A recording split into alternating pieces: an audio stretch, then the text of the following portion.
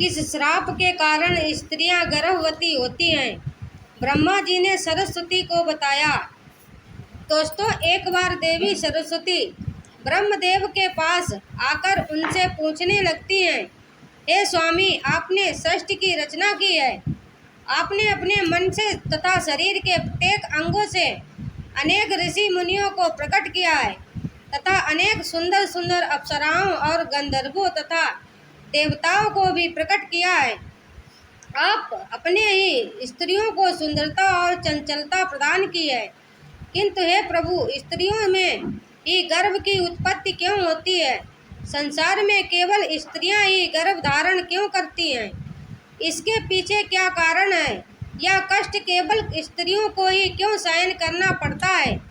तब ब्रह्मा जी मुस्कुराते हुए कहते हैं, हे देवी, आज आपने उचित प्रश्न किया है और यह बात सत्य है कि संसार में सभी रोगों और कष्टों से बढ़कर गर्भ धारण का कष्ट होता है।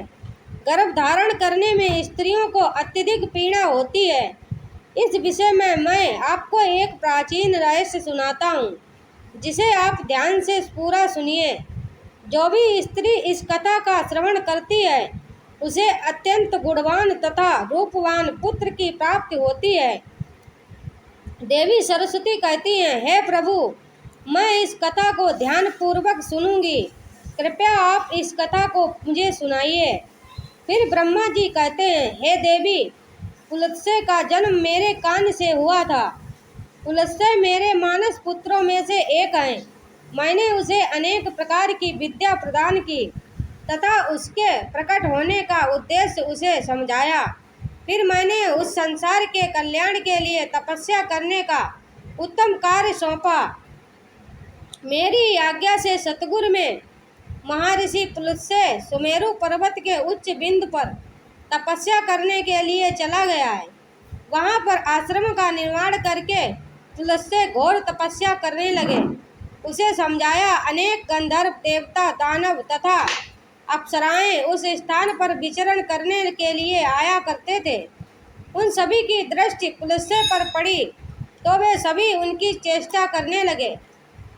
उन्होंने पुलत्स्य की तपस्या में अनेक प्रकार विघ्न उत्पन्न करने का प्रयास किया। खेल खेल में अप्सराएं पुलत्स्य के तप को भंग करने का प्रयास करने लगी, उनकी तपस्या में बाधा उत्पन्न करने लगी। तभी पुलत्स्य के क्रोध में आकर वह पर उपस्थित सभी अप्सराएं और गंधर्वों को यह चेतावनी दे दी, आज के बाद जो भी प्राणी उनके सामने आएगा और उनकी तपस्या में विघ्न डालेगा, वह गर्भ धारण करेगा। पुलत्स्य की ऐसी कठोर वाणी सुनकर समस्त अप्सराएं, गंधर्व आदि भयभीत हो गए और वहां से दूर भाग गए। उसी समय में पर्वत की कंदर में ऋषि तृणबिंदु की कन्या अपने माता पिता के साथ निवास करती थी। वह महर्षि पुलत्स्य के कहे गए वचन को नहीं जानती थी। फिर एक दिन वह अपनी सहेलियों को खोजते हुए सुमेरु पर्वत के उस स्थान पर चली गई। तृणबिंदु की कन्या अपने सहेलियों को पुकारते हुए महर्षि पुलत्स्य के आश्रम पर पहुंच गई। जब वह कन्या महर्षि पुलत्स्य के सामने आकर खड़ी हो गई तो उनकी दृष्टि उस स्त्री पर पड़ी। महर्षि पुलत्स्य के दुष्ट पड़ते ही पुलत्स्य के श्राप का प्रभाव उस पर पड़ने लगा। तत्काल ही उसका शरीर पीला पड़ने लगा और वह उसी कारण गर्भवती हो गई। अचानक उसके शरीर में इस प्रकार का विचित्र बदलाव देखकर वह कन्या अत्यंत घबरा गई। उतने में ही उसकी सखियां उस स्थान पर आ गई तो हरवीर बुआ ने उन्हें उस घटना के बारे में बता दिया। फिर हरवीर बुआ की सहेलियां उसे लेकर उसके पिता के घर पर चली गईं। वहां जाकर हरवीर बुआ ने अपने पिता को सारा वृतांत सुना दिया। अपनी पुत्री की यह बात सुनकर महर्षि तृणबिंदु को बड़ा दुख हुआ। अब उन्होंने ध्यान लगाकर सब कुछ देख लिया तो उन्हें पता चला कि महर्षि पुलत्स्य के द्वारा श्राप दिए जाने पर उनकी पुत्री गर्भवती हुई है। इससे वे अत्यंत दुखी हो गए और तुरंत अपनी कन्या को साथ में लेकर वे सुमेरु पर्वत पर चले गए। वहां पर उन्होंने महर्षि पुलत्स्य को देखकर उन्हें नमस्कार किया और क्षमा याचना करने लगे। ऋषि तृणबिंदु कहने लगे, हे महर्षि, आप तो साक्षात ब्रह्मा जी के मानस पुत्र हैं। सारे संसार में आपकी कीर्ति है। आप परम दयालु हैं और परम कृपालु हैं। आज मेरी पुत्री के द्वारा अनजाने में ही अपराध हुआ है। वह आपके द्वारा कहे गए कथन से अनजान थी। आपके ही श्राप के कारण आज मेरी पुत्री गर्भवती हो गई है। यह संसार की पहली स्त्री है जो गर्भवती बनी है। इसीलिए हे मुनिवर, अब मेरी पुत्री से कौन विवाह करेगा? इसे तो कलंक लग जाएगा। इसीलिए मैं आपसे प्रार्थना करता हूँ कि आप मेरी कन्या को पत्नी के रूप में स्वीकार कीजिए। मेरी कन्या का सर्वगुण संपन्न है। उसके मन में किंचित मात्र भी दोष नहीं है। वह अनजाने में ही आपके श्राप को ग्रहण किया है। ये सदैव ही आपकी सेवा में तत्पर रहेगी। इस प्रकार से ऋषि थोड़ा तर्पणबिंदु ने आदर पूर्वक महर्षि पुलस्त्य से विनती की। तृणबिंदु के आदर सत्कार और स्तुति से महामुनि पुलस्त्य अत्यंत प्रसन्न हुए। तृणबिंदु को आश्वासन देते हुए कहा, आपकी स्तुति से मैं अत्यंत प्रसन्न हूँ।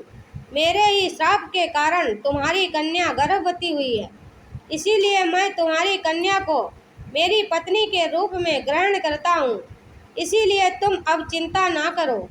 इस प्रकार से महर्षि पुलस्त्य ने ऋषि तृणबिंदु की कन्या हविर्भुआ को पत्नी के रूप में स्वीकार किया। निरंतर तृणबिंदु की कन्या हविर्भुआ महर्षि पुलस्त्य के साथ रहने लगी।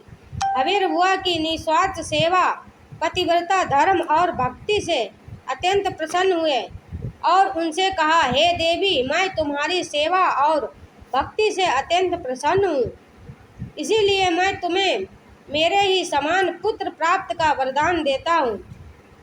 तुम जिस समय मेरे के सामने आई थी उस समय मैं वेदों का पाठ कर रहा था और तुमने वेदों का श्रवण भी किया है। इसीलिए तुम्हारा पुत्र सभी वेदों में पारंगत होगा और पूरे संसार में वेदों का प्रसार करेगा। तुम्हारा यह पुत्र विश्वा के नाम से जाना जाएगा। फिर कुछ समय बाद हविर्भुआ ने अत्यंत गुणवान पुत्र को जन्म दिया। फिर पुलस्त्य के कथन अनुसार उसका नाम विश्वा रखा गया।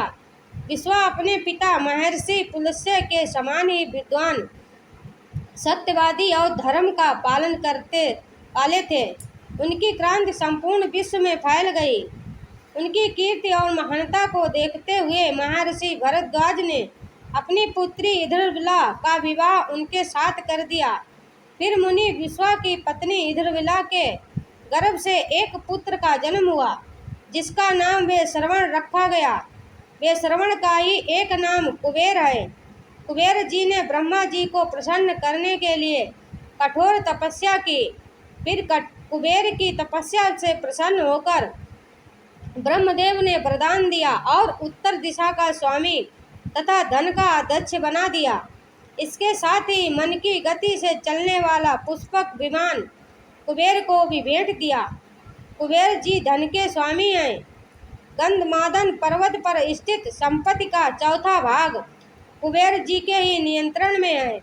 कुबेर जी ने उस धन का 16वां भाग मनुष्यों को प्रदान किया।